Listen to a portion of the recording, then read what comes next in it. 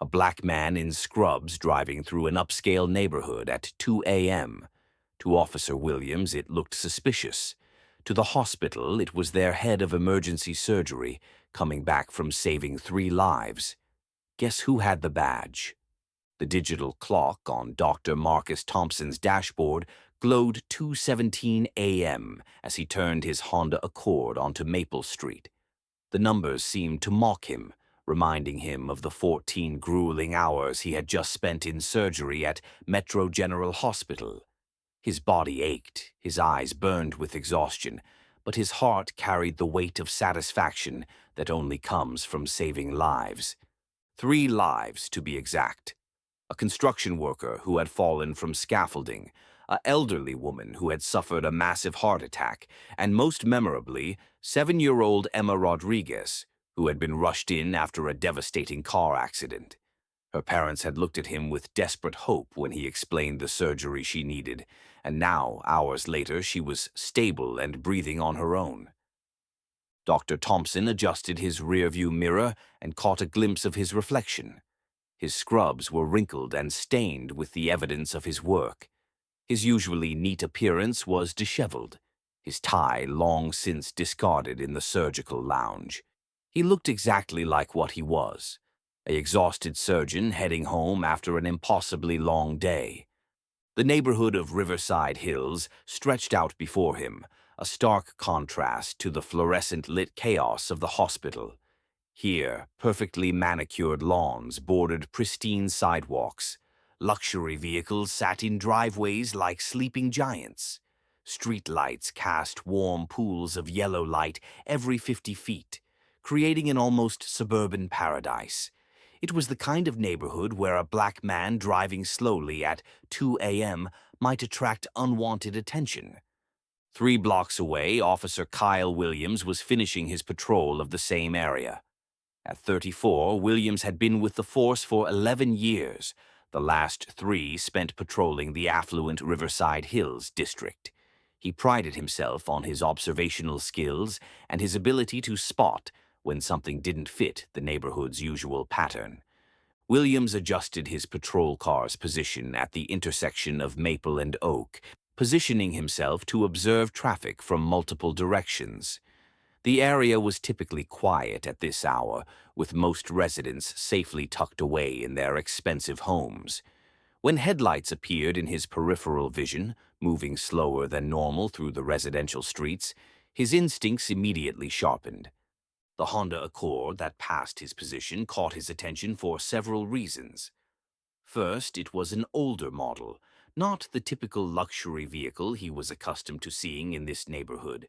Second, the driver appeared to be moving carefully, almost cautiously, as if unfamiliar with the area. Third, and most importantly to Williams, the driver appeared to be a black male, alone, at an hour when most legitimate residents would be asleep.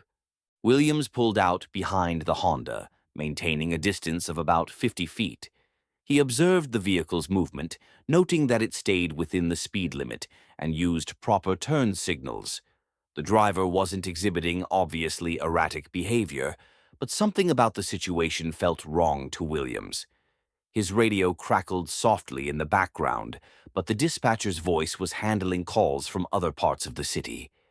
After following for 2 blocks, Williams made his decision. He activated his emergency lights, the red and blue strobes immediately painting the quiet street in alternating colors. The Honda's brake lights illuminated, and the vehicle pulled over to the curb in a smooth, practiced motion. Dr. Thompson saw the lights before he heard the siren. His heart sank, not from fear, but from weary resignation. This wasn't his first encounter with law enforcement while driving through predominantly white neighborhoods, especially during late-night hours when his work schedule often took him through various parts of the city. He brought his vehicle to a complete stop, engaged the parking brake, and turned off the engine. Following the protocol he had learned through unfortunate experience, he placed both hands on the steering wheel where they would be clearly visible. He waited, knowing that any sudden movements could escalate the situation unnecessarily. Officer Williams approached the driver's side of the vehicle with measured steps, his right hand resting casually on his service weapon. His flashlight was in his left hand, already switched on and ready to illuminate the interior of the car. The standard procedure for a late-night traffic stop in an upscale neighborhood required extra caution, especially when the driver didn't fit the typical demographic profile. Dr. Thompson rolled down his window before the officer reached his door, another small gesture he hoped would demonstrate cooperation and prevent any misunderstandings. "Good evening, officer," Dr. Thompson said, his voice clear and respectful despite his exhaustion. Officer Williams positioned himself slightly behind the driver's door, maintaining a tactical advantage while shining his flashlight directly into the car. The beam illuminated the interior, revealing the driver's medical scrubs, a stethoscope hanging from the rearview mirror, and what appeared to be medical papers scattered on the passenger seat. "License and registration," Williams said curtly, his tone businesslike and authoritative. "Do you have any idea why I stopped you tonight?" Dr. Thompson kept his hands visible as he responded. "I'm not entirely sure, officer. I was driving home from work, staying within the speed limit and following all traffic laws."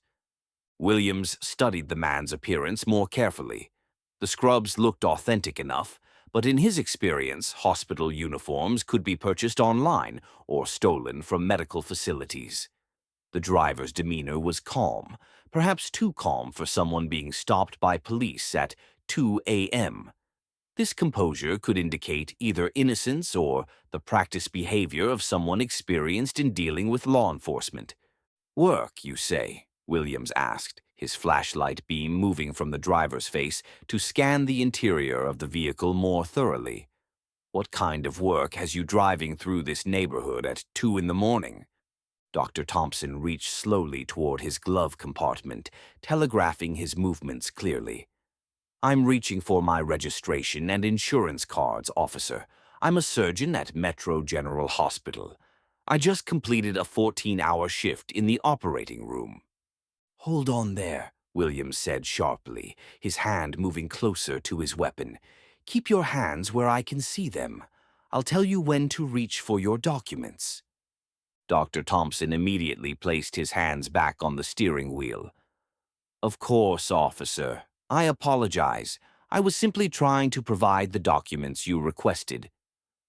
Williams took a step closer to the vehicle, his suspicion growing.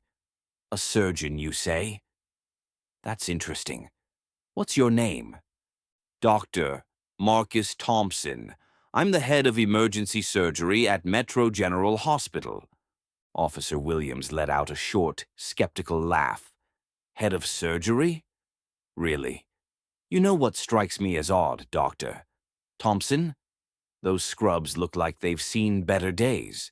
They're wrinkled, stained, and frankly, they look more like something you'd find in a hospital laundry bin than on a department head."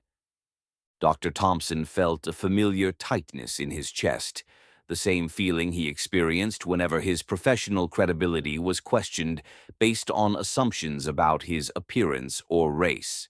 "Officer, I understand how I might look after a 14-hour surgical shift. These stains are from saving lives tonight. I operated on 3 patients, including a 7-year-old girl who was brought in after a serious car accident." "Save the stories," Williams replied dismissively. "I need you to step out of the vehicle." Dr. Thompson's jaw tightened slightly, but his voice remained controlled. "May I ask what the reason is for this request, officer?" "I've been cooperative. I've provided the information you've asked for, and I haven't violated any traffic laws." Williams's demeanor hardened. "I don't need to explain my actions to you. When a police officer tells you to step out of your vehicle, you comply. Now please step out of the car." Understanding that resistance would only escalate the situation, Dr. Thompson unbuckled his seatbelt and opened his door. As he stood beside his vehicle, Williams could see his full appearance. Tall, well-built, wearing surgical scrubs that were indeed stained and wrinkled from hours of intensive work. Turn around and place your hands on the roof of the vehicle, Williams instructed, positioning himself to begin a pat-down search. Officer Williams, Dr. Thompson said, reading the name tag on the officer's uniform. I need you to understand something. I've just spent 14 hours in surgery. I'm exhausted. I want to go home to my family, and I'm being completely cooperative with your investigation. But I also need you to know that I'm a respected member of this community, and I have credentials that can verify everything I'm telling you. Williams began the pat-down, checking for weapons or contraband. Here's what I see, he said, his voice taking on a lecturing tone. I see someone who doesn't belong in this neighborhood, wearing clothes that could have been stolen from any hospital, telling me stories about being a surgeon. You want to know what I think? I think you're using those scrubs as some kind of disguise, maybe planning to case houses in this area. Dr. Thompson's patience was wearing thin, but he maintained his composure. Officer, I can easily prove my identity. I have my hospital badge, my medical license, my business cards, and my employee identification in my wallet. I also have documentation from tonight's surgeries if you'd like to verify my story. Anyone can fake identification these days, Williams replied, continuing his search.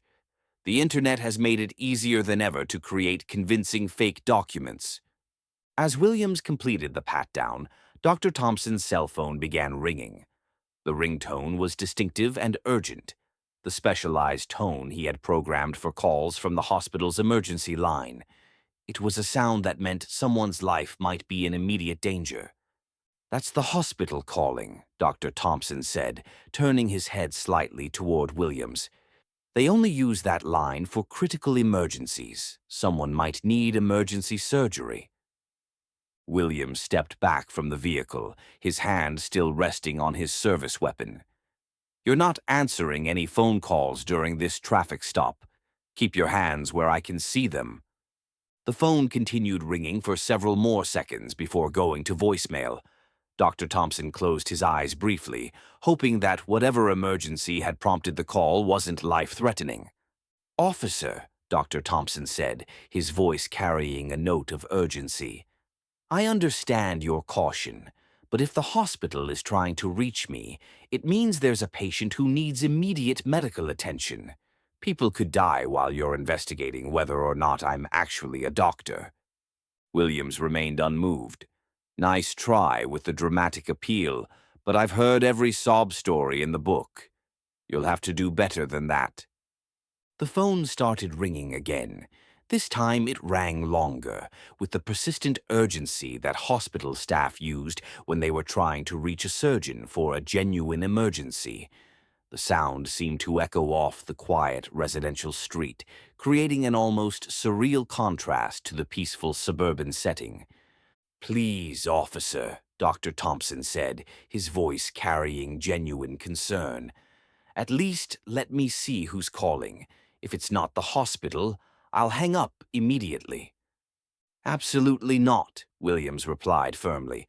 You're not making any phone calls or taking any calls until this investigation is complete. The phone rang a third time. As it continued its urgent summons, Williams's police radio suddenly crackled to life with an incoming transmission from dispatch. Unit 47, this is dispatch. We have Metro General Hospital on the line requesting immediate contact with Dr. Marcus Thompson regarding a critical patient emergency. They report that Dr. Thompson may be currently stopped by one of our units. Please respond with your status and location. Williams froze mid-step, his hand halfway to his radio. The dispatcher's words seemed to hang in the air like an accusation. Dr. Thompson turned to look at him, his expression a mixture of vindication and concern. That would be my hospital calling about my patient. Officer, Dr. Thompson said quietly. The 7-year-old girl I operated on tonight may be experiencing post-surgical complications. She needs me. William stared at his radio as if it had betrayed him. His mouth opened slightly, but no words came out. The confidence that had carried him through the traffic stop was rapidly evaporating. "Unit 47, please respond," the dispatcher repeated. "Metro General reports this is a time-critical medical emergency involving a pediatric patient." With trembling fingers, Williams reached for his radio. "Dispatch, this is Unit 47. Can you repeat that last transmission?" "Unit 47, we have Metro General Hospital requesting immediate contact with Dr. Marcus Thompson. They report he is the head of emergency surgery and is needed for a critical patient situation. Are you currently in contact with Dr. Thompson?" The blood drained from William's face as the reality of the situation crashed down upon him. Dr. Thompson reached slowly into his wallet and extracted his hospital identification badge, his medical license, and several business cards. He held them out toward the officer. "Dr. Marcus Thompson, M.D., Head of Emergency Surgery, Metro General Hospital," Williams read aloud from the identification, his voice barely above a whisper. The business card was equally damning evidence of Williams's mistake. Embossed with the hospital's logo, it clearly identified Dr. Thompson as the Chief of Emergency Surgery, with multiple phone numbers and his medical credentials listed. "Officer Williams," Dr. Thompson said gently, "the patient they're calling about is Emma Rodriguez, the 7-year-old girl I told you about. She was in a car accident earlier tonight, and I performed emergency surgery to save her life. Post-surgical complications can occur in the hours following major operations, especially in pediatric cases. She needs me to be there." Williams stood motionless, staring at the credentials in his hand. Everything Dr. Thompson had told him was true. He was exactly who he claimed to be: a respected surgeon, a man who saved lives for a living, a member of the community who deserved respect rather than suspicion. "Doctor, Williams began, but the words seemed to stick in his throat. Dr. Thompson's phone rang again, the urgent hospital tone cutting through the night air like a blade. Williams looked at the phone, then at the credentials, then back at Dr. Thompson's patient, tired face. "Answer it," Williams said quietly, his voice filled with shame. Dr. Thompson took the phone with steady hands. "This is Dr. Thompson." The voice on the other end was crisp and urgent. Dr. Thompson listened intently, asking several medical questions and providing rapid-fire instructions. Williams could only catch fragments of the conversation, but words like hemorrhaging, blood pressure dropping, and Prep or 3 made it clear that this was indeed a genuine medical emergency. "I'll be there in 12 minutes, Dr. Thompson said into the phone. "Have the surgical team standing by, get 4 units of O-negative blood ready, and make sure the anesthesiology team is prepared for emergency intubation." He ended the call and looked at Officer Williams. "Officer, Emma Rodriguez is hemorrhaging internally. A blood vessel we repaired during her initial surgery has opened up. If I don't operate on her within the next 20 minutes, that little girl is going to die." Williams handed back the credentials with shaking hands. His voice was barely audible when he spoke. "Doctor, I made a terrible mistake. I'm sorry." Dr. Thompson took his identification and tucked it back into his wallet. "Yes, you did make a mistake, officer, but right now I don't have time to discuss the implications of your actions. I have a patient who needs me to save her life." As Dr. Thompson moved toward his car door, Williams found his voice again. "Doctor, wait. I should have. Is there anything I can do?" Dr. Thompson paused with his hand on the door handle. "Officer Williams, what you can do is remember this moment. Remember that a person's worth isn't determined by the color of their skin, the clothes they're wearing, or whether they fit your expectations of what belongs in a particular neighborhood. Remember that the man you just humiliated has spent his entire adult life dedicated to saving the lives of people who look exactly like you." Williams nodded mutely, unable to meet Dr. Thompson's eyes. "And, officer," Dr. Thompson continued, "I want you to remember that while you were questioning my credentials and treating me like a criminal, a 7-year-old girl was fighting for her life. Every minute you kept me here was a minute stolen from her chance of survival." Dr. Thompson got into his car and started the engine. As he pulled away from the curb, Williams remained standing on the sidewalk, watching the Honda Accord disappear into the darkness. In the distance, he could hear the wail of an ambulance siren heading toward Metro General Hospital. The drive to the hospital took Dr. Thompson exactly 11 minutes. He ran through the emergency entrance, still wearing the same wrinkled scrubs that Officer Williams had questioned. The surgical team was waiting for him, and within 5 minutes he was back in the operating room, fighting to save Emma Rodriguez's life for the second time in 12 hours. The surgery lasted 3 hours.